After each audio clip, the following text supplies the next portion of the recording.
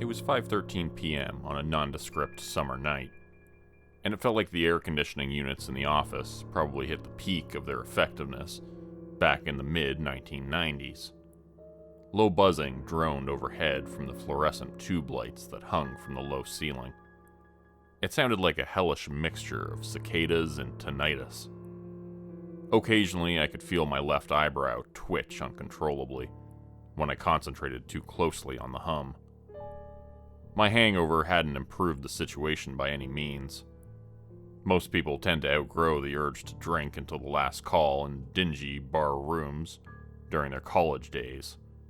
But this is character progression that I hadn't gained even in my early 30s. I told myself every night when I left work that I just needed to go home and get some rest. Without fail, I ended up in some dive. Usually Jimmy T's. I drank long necks by the bucketful until 2 a.m. The trouble was, my job started at 7 a.m. Under the best of conditions, the taxi would drop me off at my apartment by 2:30 a.m., and I could manage to eat an unsatisfying microwave meal and crawl into bed by 3 a.m. That would leave me about 3 hours to sleep if I got up to shower before work. 3.5 if I skipped the shower. Disgusting as it is, I usually skipped it. But who cared? In a little over 15 minutes, I had already known I would be on my way to the bar. I was a 35-year-old single man with a rat's nest apartment and a temp job assignment, filling old claims for some mid-level insurance company in the Midwest. My college career resulted in 2 dropouts and a low-level felony for a bar fight that got a little out of hand. I think it was Hunter S. Thompson who said, "Buy the ticket. Take the ride." I bought that ticket all right. A lifetime of poor decisions had resulted in a mostly loathsome existence. Even that terrible gig at a bland insurance company was just a drop of water trying to put out a house fire. Soon enough, this assignment would end. I would find myself at the temp agency again, filling out multiple-choice question surveys to find the next position. It was unlikely to be any more fulfilling, but it would cover the bills for a short time. That's all I worried about in those days. Paying the bills, getting a few groceries every week, a little extra spending money to drink away the sorrow of lost years down at Jimmy T's. At that moment I was worried about that damnable humming. I knew it was the electricity crackling in the bulbs overhead, but the noise seemed to be a surround sound symphony that evening. My bones almost seemed to vibrate with the noise, as though I was standing too close to a speaker at a rock concert. The air itself even seemed to be getting thicker. You know the feeling when the humidity is so tangible you think you could almost cut it with a bread knife? Sweat was running down my neck and forehead in small, constant streams. It probably gave off the faint odor of beer from the night before, which made me nervous. As much as I disliked that job I had, I needed the money. Smelling like alcohol wasn't a good way to keep gainful employment. Why did I keep doing this to myself? My stomach was getting very upset, and I knew I would need to go to the bathroom soon. Whether it had been a result of a virus or the drinking, I would never know. My old desk chair squeaked as I pushed back from the desk in my cubicle and stood up. The temp in the cubicle next to mine, Brandon, was snoring softly in his chair, which was a relief. A sleeping coworker seems rather unlikely to have smelled my beer-tinged sweat. Brandon was a nice enough guy. This is my 3rd placement with him from the agency. He's in his mid-20s and goes to community college during the evenings. A photo of him, his wife, and their newborn twin sat on his desk. The twins kept him awake throughout the night pretty often. He told me they both had colic and couldn't settle down for more than a half hour at a time. I always felt bad for him. Whenever I caught him sleeping at the desk, I never said anything. No telling how many times he had smelled booze on me and let it go. No need to rock the boat. In the corner near the hallways to the conference room, I could see a custodian in coveralls wringing a mop into a yellow bucket. Gray streaks of water ran down the beige walls of the office onto the floor. The ceiling tiles above it were dotted with red and yellow rings that were beginning to sag. Those strange, rusty red and yellow spots always reminded me of a draining wound. It was probably just condensation runoff from the archaic air conditioning units on the roof. Seeping water mixed with the stifling temperature inside was likely one of the culprits responsible for the stifling humidity there. It had also produced the unfortunate side effect of an ever-present smell of must and mildew. The smell of forgotten wet laundry had lingered in the office for days. My hangovers weren't very intense on a good morning, which made the odor just a nuisance. That day, though, the aroma wasn't mingling well with the post-binge drinking stomach roll I had felt since I had arrived. I chuckled to myself as I watched the custodian soak the water out of the thin industrial carpeting below the leak. It wasn't a laugh at his frustration or misfortune with the water that flowed from the ceiling. The way he hung his head down below his shoulders as he worked on the mess made it look like he had no head at all. The headless custodian. Just like the headless horseman of Sleepy Hollow fame with lower stakes. My stomach gurgled like a pot that was about to overflow, so I made my way to the restroom. I hoped no one would be in there to hear whatever gastrointestinal pyrotechnics I produced. With my luck, I had thought there wouldn't be an available stall. The walk down the access hallway to the restrooms was free of any run-ins or small talk with coworkers. Standing inside the white tile bathroom, the temperature felt 10 degrees cooler than the cubicle bullpen. Cold air filled my lungs, and the rumbling in my stomach began to cease. Pushing open the stall, I sat down on the closed toilet lid and propped my knees on my elbows. Resting my head between my hands, I waited to see if the ache in my stomach would pass. With my eyes closed and sitting in the cooler temperature, it felt as though I may have recovered from it without the usual round of light vomiting. The humming noise in my ears was beginning to intensify. It had been present since the first day I started there, but it had never been that overbearing. In the cool, empty bathroom, it grew to a pitch I had never heard before. Shifting my hands over my ears, I tucked my head onto my chest tightly in an attempt to block the increasing noise. My eyes were closed, but I could see the light rise brightly to meet the same unnatural level as the humming continued. Wet drops of liquid began to flow from my ears and down my jawline. I knew that my ears were probably bleeding, but I was too afraid to uncover my ears to check for fear that the ungodly hum would rupture my eardrums. The overwhelming sensation of the droning mixed with the unnaturally bright light had completely disoriented me. Blindly, I drew away a hand from my right ear and began to feel for the door to the stall. I had to get out of that bathroom before I went mad. As I stood from the toilet to make my exit, I continued to thrust my arm forward to find the latch. My hand finally found the smooth facing of the stall door, and I slid my fingers down to where the latch should have been, but didn't find anything. My heart rate had started to rise, and panic had taken over. With all my strength, I started slamming my left shoulder on the stall door. The humming and brightness of the light hadn't subsided. My pulse raced as I scrambled around the bathroom stall like a caged animal. The stall door would bow out a bit each time I hit it, but it never gave way. As I ran my shoulder into the door for the last time, I mistakenly thought the door was giving way. I was moving forward now, beyond where the door was, but it felt as though my body was passing through gelatin. When I opened my eyes to see what was happening, all I could see was a gray blur. The blinding light and maddening hum were gone for a moment. It seemed as though I drifted forward through the gray haze for hours. There was no frame of reference for where I was or what was surrounding me. My limbs felt frozen in place, and my eyes could only leer straight ahead, struggling to find any point in the distance to concentrate on. Suddenly, my slow movement forward began to accelerate, and I tumbled down onto an unforgiving surface. My hands slid over the top of rough fibers, leaving hot, raw flesh on my palms. A moment later, my head made contact with the ground, and my vision transitioned from gray to white to total darkness. I don't know how long I lay on the floor unconscious, but the first thing I could remember when I started to come to was the humming. It was back, but nowhere near as intense as it had been before. My face was flat against the rough carpet of the floor, and I could feel the moisture on my skin and in my clothing. Before I opened my eyes, I remember thinking to myself that the toilets in the bathroom must be leaking. The thought of laying in a pool of toilet water disgusted me at first, but the coolness was comforting. My eyes were still closed, and I relished for a moment the fact that my stomach was no longer waging war with the rest of my body. It was at that moment it occurred to me that there was no carpet in the bathroom at work. The entire floor was a sterile white, with cheap ceramic tiles. The industrial lighting always reflected annoyingly off each characterless surface. My eyes jolted open and began to drink in the alien yet familiar room. The walls were all a lifeless yellow, free of windows or decorations. When I was a child, I could remember going to my great-grandfather's house with my parents.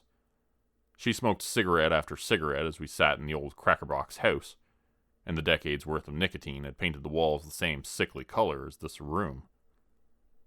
It looked like the insurance office I had worked at for the past few weeks. Somehow, it also didn't look like it at all.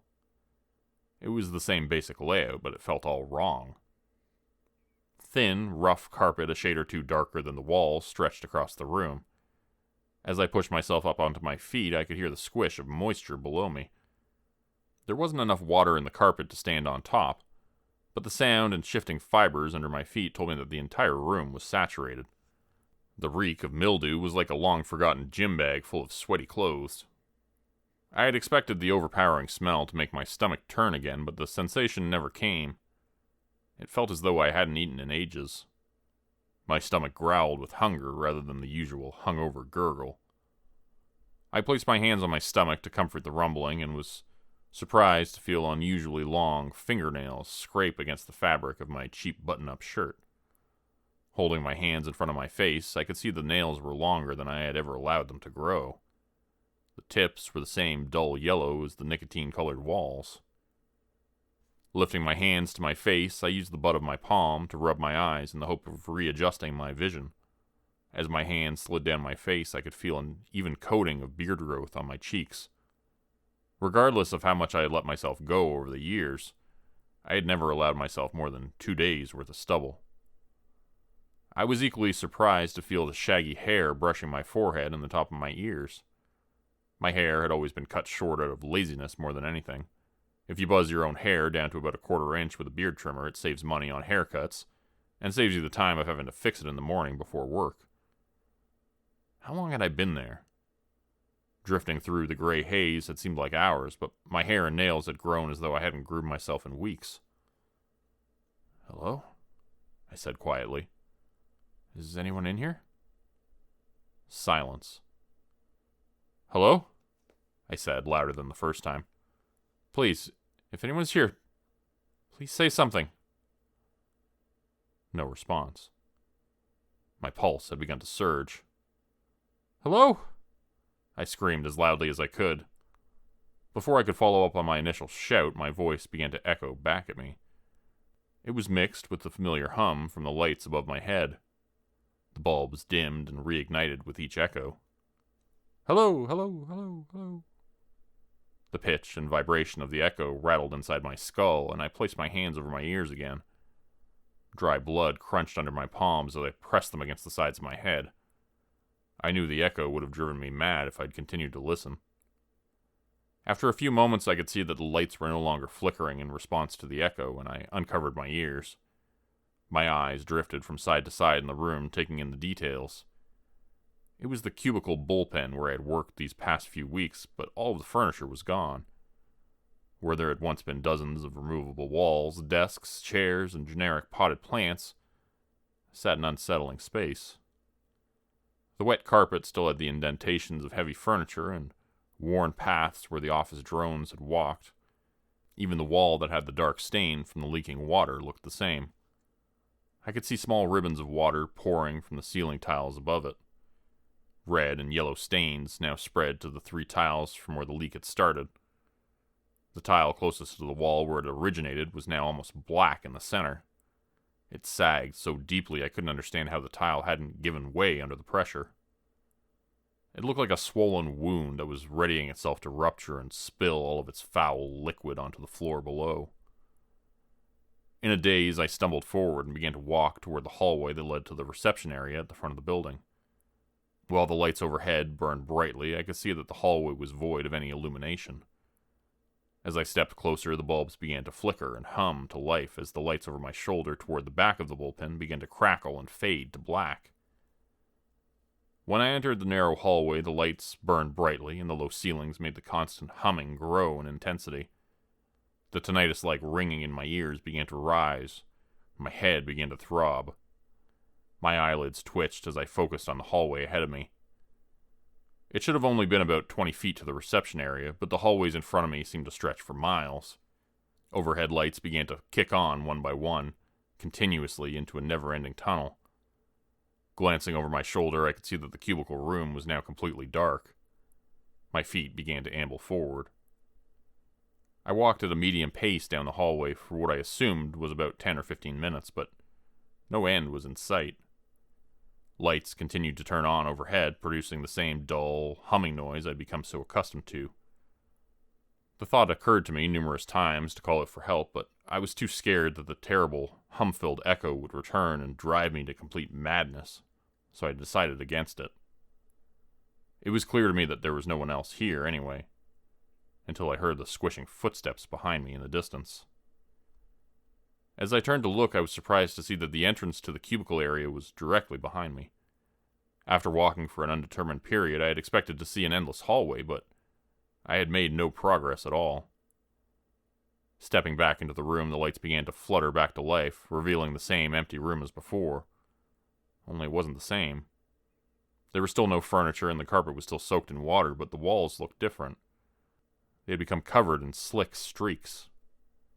When I had left the room earlier to enter that endless hallway, there was only a single dark line of water running down the wall. Upon my return, the entire room was covered in dark streaks, leading from the ceiling down to the carpet. Water had now pooled deeply enough that the reflection of the humming light bulbs could be seen on the floor. The ceiling had become pockmarked with red and yellow swelling tiles. They sagged disgustingly between the supports. Fat drops of stagnant water gathered at the tips of the swollen tiles and dripped silently onto the sodden floor. Something splashed and squished to my right and made me jump. I spun my body to face the sound and saw a figure curled into a ball in the corner of the room. Drops of filthy water peppered their dry white shirt, and I could see it beginning to cling to their emaciated frame. Light sobs and mutters from the huddled mass drifted into my ears and almost sounded like music after the unending humming.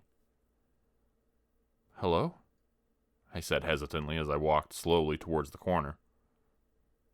"Are you okay? Do you know where we are?" The figure lifted its head from behind a curled arm. Even with the addition of a new scruffy beard, stringy hair, and an uncharacteristically thin frame, I still recognized them. It was Brandon, my cubicle neighbor. He was wearing the same nondescript outfit that he did nearly every day, but it looked careworn and tattered in comparison with his usual professional exterior. "Brandon?" I asked. "Is that you, buddy?" He didn't respond but maintained eye contact with me. His eyes were piercing and he seemed to shake as I walked toward him. With each footfall, his arms squeezed around his body more tightly. It looked as though he were trying to use his feet to push himself further into the corner, with no success. "Brandon?" I said reassuringly. "It's me. We're gonna be all right. How did you get here?" His mouth opened and a dry croaking came out. The words were incoherent as he rasped. He cleared his throat and stretched his neck before trying again. "It was time to go home," he finally replied in a shaky voice. "It was time to go home, and you were gone." "What?" "It was time to go home and you weren't in your cubicle," he stammered. "I went to look for you and now I'm here." I asked Brandon how he ended up here, but he just kept repeating himself over and over. It was time to go home. I wasn't in my cubicle. He went looking for me. Now he was here. No matter what I asked, he never changed his answer. I offered him my hand to help him up, and to my surprise, he accepted it. Lifting him to his feet should have been easier considering how malnourished he looked, but this made me realize that I was likely in the same state. Seeing Brandon and the poor condition he was in made me realize that I hadn't felt well either. My stomach grumbled with hunger. The roof of my mouth met my tongue like sandpaper on concrete. My joints ached with every step. I felt so much older. It felt like I had been in that hellscape for years without food or water. Maybe I had been. Nothing in my body felt quite right. It was almost as though I had aged a decade or more in a few hours. I beckoned Brandon to follow me and returned to the hallway that should have taken us to the reception area. The lights behind us began to dim just as they had before, and the electric hum of the lights ahead stirred into life.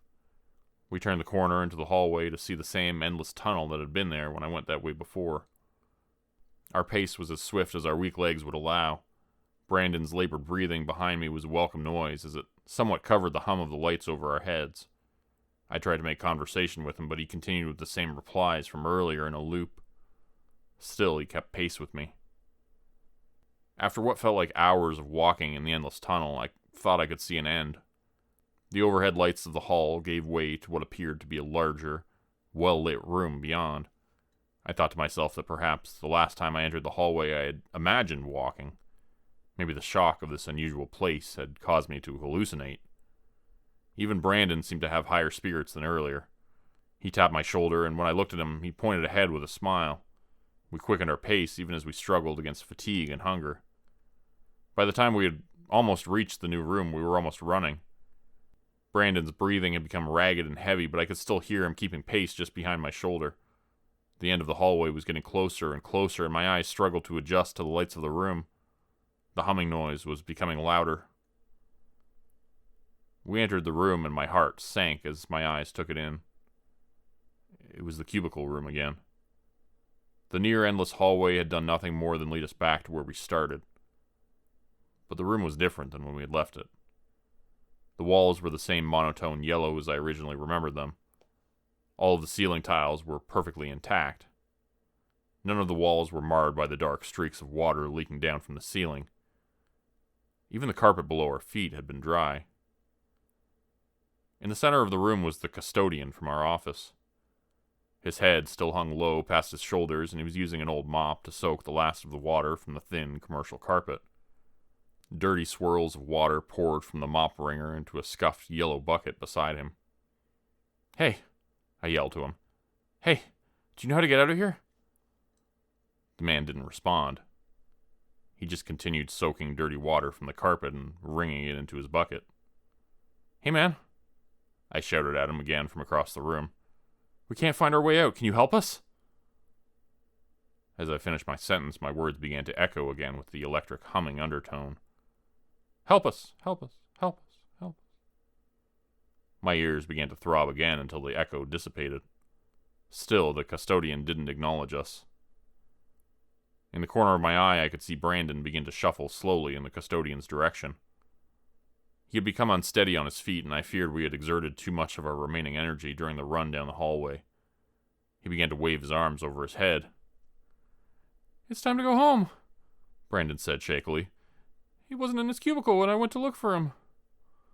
Brandon continued forward, repeating the same sentences time after time. The custodian never turned to look at him. His soggy mop made the endless trip from the carpet to the wringer.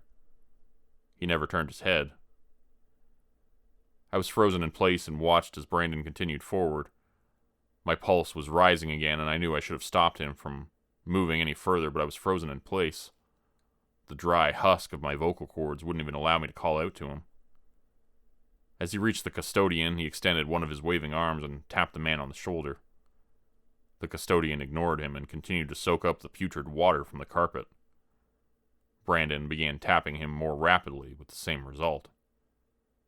After a few moments of trying to get his attention, I saw Brandon grab a fistful of the man's overalls and turn him around. Brandon stumbled back and fell to the floor as the thing turned to face him. The figure of a man stood before us, but there was no head at all. Its coveralls were unzipped to the pelvic bone, revealing a chest covered in hundreds of reptilian eyes. They blinked rapidly in a rotation, producing the look of a hypnotizing swirl. As soon as the last eye blinked, the first one began again. Below the cluster of eyes, a circular mouth of wide, sharp teeth chittered. 3 rope-like tongues dangled and flopped wildly from the opening covering the crotch of the coveralls in thick saliva. They began to extend towards Brandon, who had become frozen in fear on the floor in front of the thing. The mop dropped from its hands, splashing into the bucket. They weren't hands exactly. Its arms ended in two fleshy crab claws lined on the inside with jagged fingernails. Flakes of red and yellow splotches contrasted with the creature's pale skin. In an instant, the three writhing tongues extended forward and wrapped around Brandon's wrists and throat. Brandon began to slide forward on the carpet, and the abomination's round mouth opened wider, and its teeth began to rotate slowly in the gray gums. Its eyes began to blink more rapidly, and I was transfixed by the shifting pattern. Brandon didn't even struggle as he grew closer to the wriggling maw. His head went in first, and there was a wet crunch. Brandon's body began to spasm violently. His right leg swung wildly to the outside as the thing began to slide his shoulders into the pulsing mouth. A foot connected with the bucket of filthy water and sent it spinning to the side. The sudden movement from the bucket broke my fixation on the horror before me. I turned and ran back into the endless hallway. Lights bloomed into life, and the overwhelming hum began to increase. The wet crunching and snapping of bones were enough to make me thankful that the electric hum had overtaken it. My legs ached, and my lungs felt as though they might burst as I pounded down the hallways. I had expected to run down the hallway for hours, but after only minutes there was an unexpected hard right turn ahead of me. The momentum I had gained, paired with the lack of control in my legs, caused me to go crashing into the wall as I attempted to make the turn. When my shoulder connected to the wall, I had expected to bounce off of it, but instead, my body began to slide through. After my head passed beyond the boundary of the yellow wall, the gray haze overtook my vision once again. I continued to feel as though I were drifting sideways. Closing my eyes, I relished the silence and absence of light. I came to on my back on the bathroom floor. Vomit and sweat covered my shirt. My head throbbed deeply. As I opened my eyes, the light overhead blinded me. The humming filled my ears. I felt my face and was surprised to feel no more than a thin layer of stubble. My fingernails were short and well groomed again. I looked at my watch. 5:32 p.m. No one ever saw Brandon again. The police wouldn't take a missing report on him for a week since he was a mentally competent adult, but it didn't matter. I knew they wouldn't find him. It wasn't as though I could explain what I'd seen. His wife assumed that the twins had become too much for him and he had simply decided to start a new life elsewhere. As for me, I left the temp agency. During the day, I work for a landscaping company. Too much time indoors makes me nervous now. Working outside in the sunlight and fresh air seems to help me keep my anxiety under control. The thought of working in an office building with those endless yellow walls is enough to give me a panic attack. At night, I take courses online. I don't drink anymore. I'm trying to get my act together. When I'm home, I always leave the blinds open to let the sunshine in. There's something so comforting about light that doesn't hum. Today's video was supported by patrons like Mark from Earth, Crimson Muse, Joy Burton, Diane Showers, Mark Sewall, Cheryl James, Pick Your Sticker, Teddy Dog, Clue 404, Mamakato, Dante Kincaid, Zarin Ray, Angela Donovan, Blaireann 50, Devin Kyle, Timothy Baird, Ajeti, Bert Turner, Bajani Espinal, Michael Pierce, Big Joe, Carrie Harkonnen, LaDonna Spivey, Scott Tanaka, Tom Stewart, Sherman Davis, Bryce Shelton, Susan McClendon, Elise Batiste, Lisa and the Cult Jam, and Open Circuit. If you'd like to help support the channel, please consider joining my Patreon page at patreon.com/Jordan Group Horror. As a patron, you'll get access to bonus videos, a Discord channel, and content. You'll be credited at the end of every video going forward, and if you decide to stay for 3 months, I'll name a character after you, which will be featured in the next Hollow's End story. Links to join the Patreon are in the description. Thanks everyone for listening. Please like, subscribe, and comment to help the channel continue to grow. And see you again next time at 4 p.m. Eastern Standard Time. Hope you have a great night.